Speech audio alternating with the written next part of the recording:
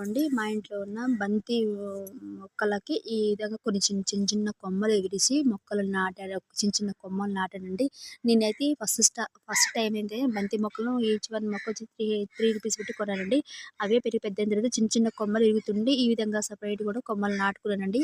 కానీ ఒక విషయం మనం తెలుసుకోవాల్సింది ఏంటంటే ₹1 ఖర్చు లేకుండా పువ్వులు మొత్తం అయిపోయిన తర్వాత చిన్న మొక్కలను మళ్ళీ తీసుకొని డిస్పోజల్ క్లాసెస్‌లో మళ్ళీ నాటుకొని అవి రూట్ సిస్టమ్ వచ్చిన తర్వాత కూడా మనము ఈ విధంగా కూడా మనం మొక్కలు నాటుకోవచ్చండి. ప్రతి ఇయర్ కూడా ఇట్లనే చేయడం వల్ల ₹1 ఖర్చు లేకుండా బంతి మొక్కలు నాటుకోవచ్చండి.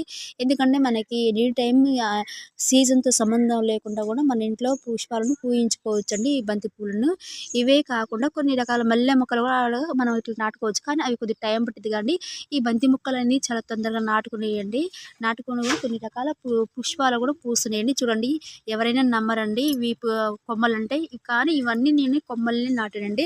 చాలా బాగా వచ్చినాయండి. ఇప్పుడే చిన్నగా మొగ్గలనేవి వచ్చేస్తున్నాయండి.